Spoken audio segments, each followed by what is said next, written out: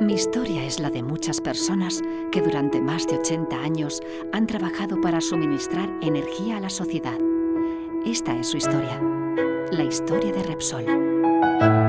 Yo recuerdo cuando era pequeña y íbamos de viaje en un Renault 12 bastante destartalado, con todo el coche lleno de maletas, muchísimos niños, porque siempre íbamos primos, amigos. Cuando ya por fin parabas, que era para poner carburante, había siempre un señor esperándote con un bolso de cuero en el lateral y que te cobraba allí directamente.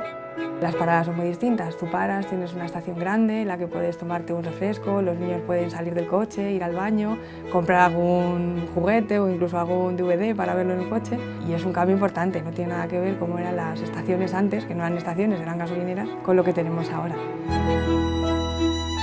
El butano junto con el 600 son los símbolos de la modernidad de los años finales del año 50.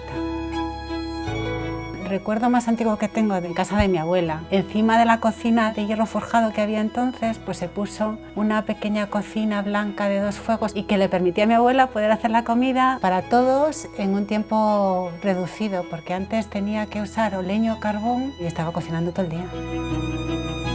El Puerto Llano tiene 50.000 habitantes.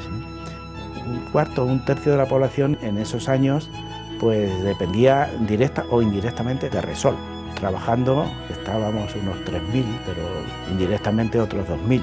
En el año 64 ya se hizo el oleoducto y se ampliaron muchas instalaciones. Entonces sí que se enriqueció muchísimo la población.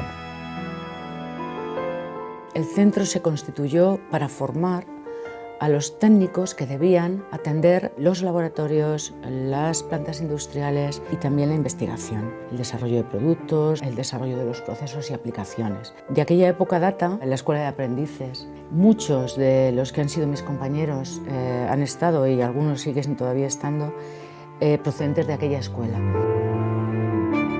Hablando de Gaviota y de Casablanca, que son las 2 plataformas pues, más importantes que hemos tenido aquí en España, en producción tanto de una de gas y otra de petróleo, yo diría que tuvieron un impacto muy grande en Repsol. Tuvieron un impacto importante también local en la construcción y la producción de Gaviota, donde trabajaban pues, 180 personas directamente, más todo lo que daba de trabajo alrededor, tuvo un impacto importante.